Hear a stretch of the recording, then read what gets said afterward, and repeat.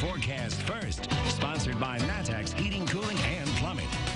Oh, mix of rain and snow again. Rain mainly here along I-57, Champaign down to Effingham. We get into the blue, snow over around the Springfield area and kind of in between.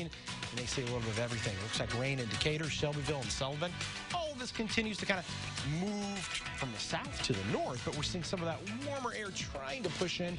You notice that rain-snow line is also pushing a little bit to the north and west as well as temperatures warm up. 36 Effingham, 34 in Champaign.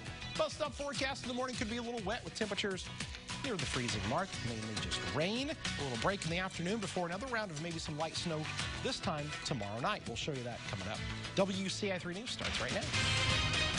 Now from WCIA 3 News. It just unbelievable.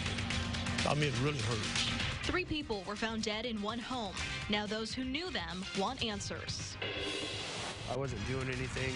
But this is what happened during a traffic stop. What he says started it all.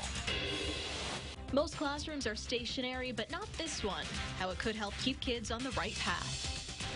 You're watching your local news leader. This is WCIA 3 News at 10. To have to just do something like that, it's just beyond my comprehension.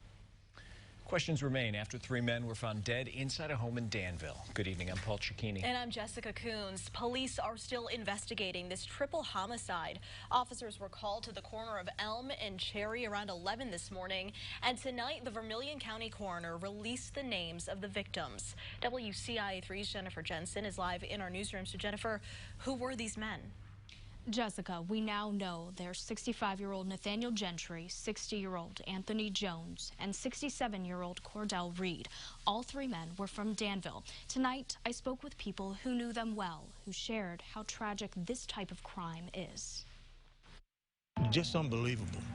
I mean, it really hurts, you know, and it really does. Pain is what some are feeling when they found out 3 of their friends were found dead. We got some fellas that just don't care about anything, you know, to do something like this. As police investigate the triple homicide, those who knew them are left confused, questioning why this happened and how they were killed. We want justice.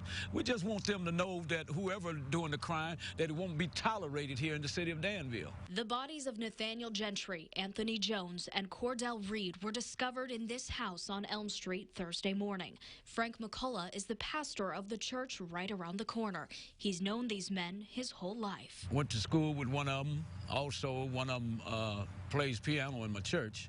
And the other one is just like a neighborhood caretaker. He's always around. Police are still investigating to find out who did this. Nobody has been arrested yet, leaving their families and friends waiting for answers. We all grew up together, you know, in this town. And then for this to happen, I mean, you know, with every breath in our body, we're going to make sure that we get justice there, you know, for this.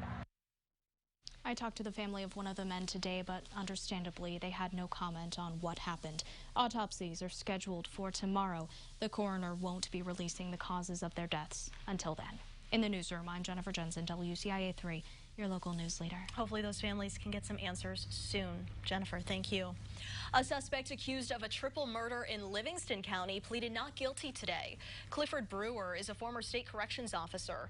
Police say he killed his wife Shirley, 27-year-old son Christian, and 51-year-old Normal Walker. They were all found dead inside the Brewers' home on Christmas. Brewer is being held on a $5 million bond. We have new information about a murder trial in Champaign County. A jury will hear part of a police interrogation of suspect Michael Henslick. He's accused of raping Holly Casano and stabbing her to death in 2009. They were classmates and neighbors. He pleaded not guilty, but police say he did confess. They haven't decided how much of Henslick's interrogation will be played. Henslick's defense team wants the video redacted. They say he did not voluntarily provide statements during that interrogation. Henslick's trial date is set for February 10th. Police say an argument may have led to a shooting. It happened in Champaign last night on North Kenwood Road by Gramercy Park Apartments. A 25-year-old woman was sent to the hospital, but she is expected to be okay. Police are still investigating. Police are upset after a video showing Oakwood police officers handcuffing and threatening a man was released. The man in the video says he did nothing wrong. Here's part of it. Okay, I'm gonna light you up for like a Christmas tree. Look. 22-year-old Tyler White says he and his girlfriend were on their way back to his house from Danville last night. They were pulled over in Oakwood for an issue with her taillight. White says the officers said they smelled marijuana and kept asking about it, but he says there wasn't any pot in the vehicle and says the officers asked for his ID.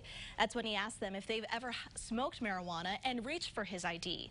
He says they pulled him out of the car. The officers were heard saying, "I'll light you up like a Christmas tree," and shoot him before clarifying with a taser. White thinks the incident was partially racially motivated. Like I wasn't the driver. I wasn't doing anything, and then they came back and just immediately got on me. And like before that, I didn't do anything. Like I literally did not say anything except ask a question.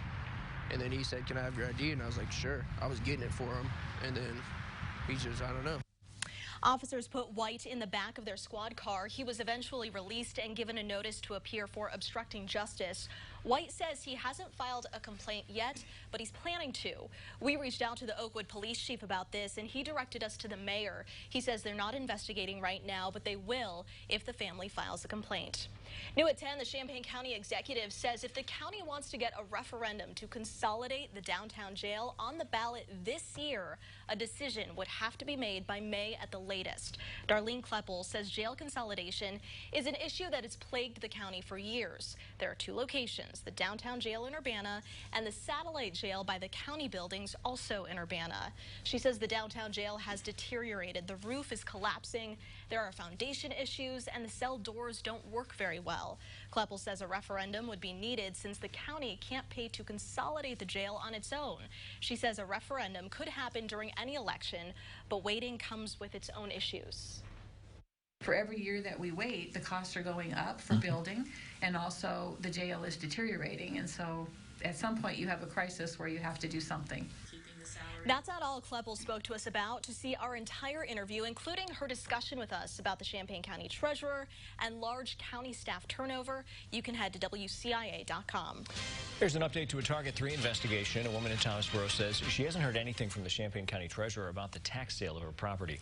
Anita Pilarski's property taxes were paid in full in June, but the county sold what it claimed were delinquent property taxes in December, despite multiple visits to the Treasurer's office by her father. Now, to be clear, she has not lost her home. The taxes were purchased by Bassmaster Tax Investments, LLC. It's one of 39 tax buyers approved for the tax sale in Champaign County in December. Taxpayers were notified already that this was a sale in error.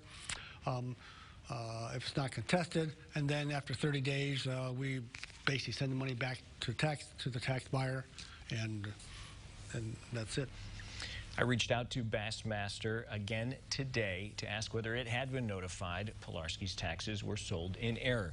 The company again declined comment. We'll let you know when there are new developments in this story. A couple in Atwood says the Douglas County government is harassing them, so they called Target 3.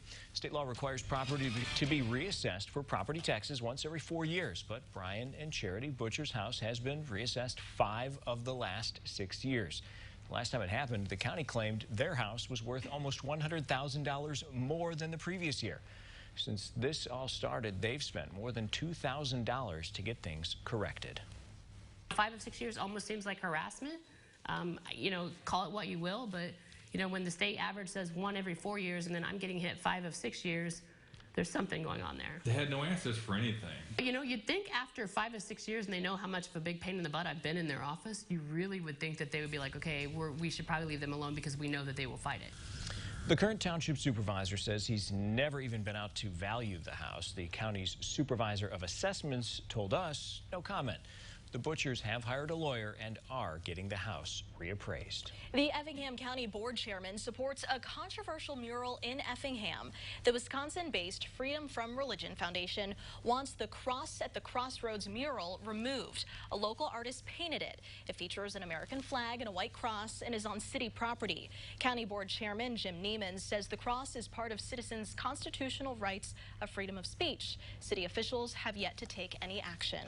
Professors are working working on a different way to reach kids. How they're doing it with music. Plus, one business suffered a fire years ago, and they're still recovering. And the Big Ten handed down punishment today for an Illini who stepped on a Boilermaker. What Coach Underwood had to say.